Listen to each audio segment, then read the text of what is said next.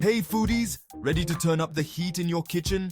Today, we're diving into 18 different cooking methods that will make you the master chef of your home. Let's get cooking! Over the next hour, you're going to go from a donkey to a delicious... Well, maybe not delicious.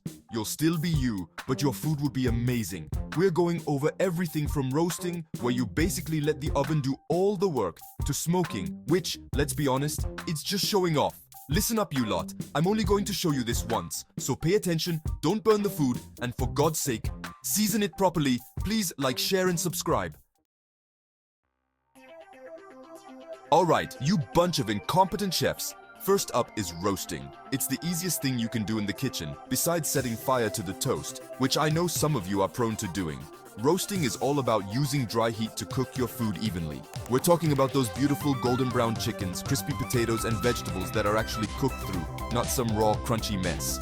Remember, the key here is high heat for that initial blast, and then lower it down a bit to let everything cook through. And don't even think about overcrowding the pan. You want those juices flowing, not steaming. Next up is baking, and no, I'm not talking about your sorry attempts at banana bread during lockdown. This is serious business. We're talking about the science and artistry of creating fluffy cakes, crusty bread, and pastries that would make your grandmother weep with pride. Or maybe that's just the smoke alarm. Accuracy is key here, people. Follow the dang recipe. Baking is a science. You can't just chuck in a handful of this and a pinch of that and expect it to turn out edible. And for God's sake, preheat the oven. There's nothing worse than a soggy bottom. You should know that by now. Finally, something I can get behind. Grilling is all about that beautiful char, those smoky flavors, and the satisfaction of cooking over an open flame. It's primal, it's messy, and it's dang delicious. We're talking about juicy burgers, perfectly charred steaks, and vegetables that actually have some flavor. And don't even get me started on the seafood. Grilled prawns, scallops, lobster, you name it, we're grilling it. But a word of warning, you lot. Grilling is an art form, not a crematorium. Nobody wants their food tasting like charcoal. Keep an eye on the heat, control those flames, and for God's sake, clean the dang grill. Chapter 4.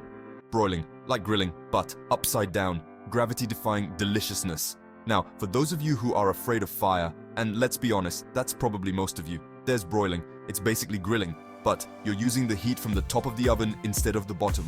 This is perfect for getting things crispy and golden brown on top, like a nice crust on a fish fillet or a cheesy gratin. Just make sure you don't burn it. You're not trying to recreate the Great Fire of London in your oven. And for God's sake, use an oven-safe dish. I don't want to see any more melted plastic handles on my watch. Chapter 5. Searing. The secret to a perfect steak. Sizzle, baby, sizzle. Listen up, meat lovers. If you want to impress your guests with a steak that's cooked to perfection, then you need to master the art of searing. We're talking about that beautiful brown crust, that explosion of flavor, and that satisfying sizzle when the meat hits the pan. The key here is high heat and a smoking hot pan. Don't even think about putting that steak in the pan until it's screaming hot. And for God's sake, dry the steak properly. We want it to sear, not steam. Once you've got that beautiful crust, you can finish it off in the oven or on a lower heat to get it cooked to your liking. Chapter 6. Boiling, the OG of cooking methods. Simple, but oh so effective. Alright, back to basics. Boiling is one of the oldest and simplest cooking methods out there. You're literally just submerging food in boiling water and letting it cook. But don't let its simplicity fool you, you can still screw this up. From perfectly cooked pasta to tender vegetables, boiling is a versatile technique that every cook should have in their arsenal. But don't even think about overcooking those vegetables. Nobody wants mushy broccoli, and for God's sake, season the water. You're not boiling water for a cup of tea, you're cooking food. Feeling healthy? Good for you. Steaming is a great way to cook your food without losing any of the nutrients. It's also a good way to make vegetables taste less like punishment and more like food. The key here is to use a steamer basket or a colander set over boiling water. Don't even think about letting those vegetables touch the water. We want them to steam, not boil. And for God's sake, don't overcook them. Overcooked vegetables are an insult to the culinary gods.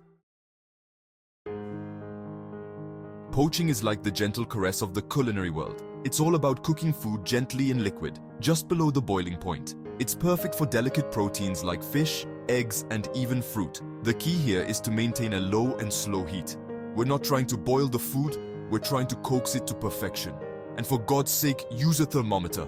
Poaching is all about precision. So there you have it, poaching, the perfect way to impress your guests with your culinary finesse. Braising is a slow cooking method that's perfect for tougher cuts of meat. It involves browning the meat first and then cooking it slowly in liquid over low heat. The result is meltingly tender meat that's infused with flavor. The key here is to be patient. Braising is not a quick weeknight meal. It's a labor of love that requires time and attention. But trust me, the results are worth it. And for God's sake, don't forget to deglaze the pan. Those little bits of flavor at the bottom of the pan are gold. Chapter 10. Stewing. Like braising, but with more liquid. Comfort food at its finest. Stewing is essentially braising's more liquid cousin. It's all about simmering food in liquid for an extended period of time, creating a hearty and flavorful dish that will warm you from the inside out. The key here is to use the right cut of meat. Stewing is perfect for tougher cuts that benefit from long, slow cooking.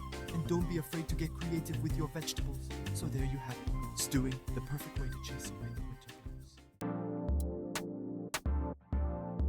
Chapter 11. Stir-frying, quick, hot, and full of flavor. The ultimate weeknight dinner solution? Stir-frying is all about high heat, quick cooking, and big flavors. It's the perfect way to get a delicious and healthy meal on the table in under 30 minutes. The key to a successful stir-fry is to have all your ingredients prepped and ready to go before you even turn on the heat. Once that wok or pan is hot, things move quickly. And for God's sake, don't overcrowd the pan. We want those ingredients to sear and caramelize, not steam. Chapter 12. Slow cooking. Set it and forget it. Come home to a meal that's ready to eat. Slow cooking is a lifesaver for busy weeknights. It's as simple as throwing all your ingredients into a slow cooker in the morning and coming home to a delicious and comforting meal at the end of the day. The key to successful slow cooking is to choose the right recipes. Not all dishes are well suited for the slow cooker, and don't be afraid to experiment with different flavors and ingredients. So there you have it, slow cooking, the perfect way to put a delicious meal on the table without breaking a sweat. Pressure cooking has become increasingly popular in recent years, and for good reason. It's a quick and efficient way to cook food, using high pressure and steam to cook food in a fraction of the time. The key to pressure cooking is to follow the manufacturer's instructions carefully. It's important to release the pressure properly to avoid any accidents. And don't be afraid to experiment with different recipes. So there you have it, pressure cooking, the perfect way to get a delicious and healthy meal on the table in minutes. Sautéing is a French cooking technique that involves cooking food quickly over medium-high heat in a small amount of fat. It's a versatile technique that can be used to cook everything from vegetables to meat to seafood. The key to successful sautéing is to use the right pan. A heavy-bottom pan that distributes heat evenly is essential. And don't forget the butter, so there you have it. Sautéing, the French way to elevate your cooking game. Pan frying is a classic cooking method that involves cooking food in a shallow pan over medium heat. It's a great way to achieve a crispy, golden brown crust on your food. The key to successful pan frying is to use the right amount of oil. Too much oil and your food will be greasy. Too little oil and your food will stick to the pan. And for God's sake, don't overcrowd the pan. We want that food to fry, not steam. Deep frying is a guilty pleasure, but sometimes you just need a little indulgence in your life. It involves submerging food in hot oil, resulting in a crispy and delicious exterior. The key to successful deep frying is to use a thermometer to ensure the oil is at the correct temperature. And for God's sake, be careful. Hot oil is dangerous. So there you have it. Deep frying, the perfect way to satisfy your cravings. Simmering is a gentle cooking method that involves cooking food in liquid just below the boiling point. It's a great way to develop flavors and create rich and flavorful sauces. The key to successful simmering is to maintain a low and consistent heat. We don't want the liquid to boil rapidly, as this can make the sauce cloudy. So there you have it, simmering, the secret to sauce perfection.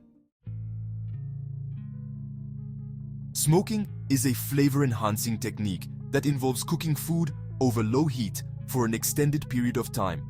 It's a great way to add a delicious smoky flavor to meat, fish, and even vegetables. The key to successful smoking is to use the right type of wood chips and to maintain a consistent temperature. It's also important to have a good smoker. So there you have it, smoking, the ultimate way to impress your guests with your culinary skills. Thanks for watching, foodies. If you enjoyed this video, please like, share, and subscribe for more delicious content. And remember, the kitchen is your playground, so have fun and keep cooking. Make the background music inviting and fun.